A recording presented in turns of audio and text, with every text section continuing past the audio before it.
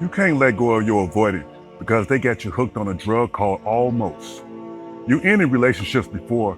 You left cheaters, liars, time wasters, no problem.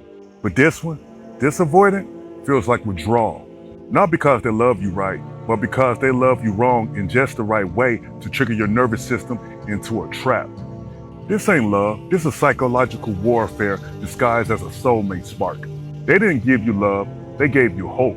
Sporadic attention, accidental softness, that one vulnerable text in the middle of a month of emotional starvation. They sold you almost, and now you're addicted to trying to finish a story that they never intended to complete. You're not weak, you were trained to chase, to beg, to shrink, to obsess. Because avoidance feeds you just enough to starve you longer. There was someone who had no problem ending things in the past, blocked, moved on, next. But this time, this avoidant had them spinning. Not because they gave more, but because they gave just enough. They said, you're different. They said, I want to try. But anytime connection got close, they vanished for 72 hours. Then came back like nothing happened. Made you question your gut. Made you blame yourself. And the sick part, they never apologized. They just breadcrumb attention until your brain rewired itself to associate love with inconsistency. Now you're stuck, not because of love, but because of manipulated chemistry. If you can't stop thinking about someone who barely showed up for you, it's not an accident, it's trauma bonding 101. Surviving Avoidant Attachment breaks down how they built the addiction and how to break it. Link in the bio. You're not in love, you're in withdrawal. Someone sat on their bed for hours rereading the old text, not because they missed the avoidant, but because they were trying to find a version of that person that once seemed warm. But here's the plot twist.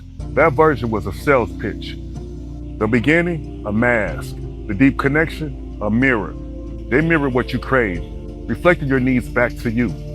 Not to meet them, but to weaponize them. So when they pull away, you think you broke something. When really, they just reached a part of the cycle where your feelings became a threat.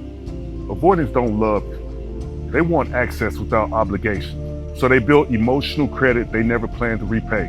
But yeah, maybe if you would just communicate better, or been a little less emotional, maybe if you pretended to care less, you'll still have that half-assed attention and anxiety on speed dial. Avoidants don't love you. They enroll you in a game of emotional hide and seek, where every time you get close, they switch hiding spots and blame you for not finding them fast enough. That's not romance, that's emotional terrorism with a pretty face and good texting skills.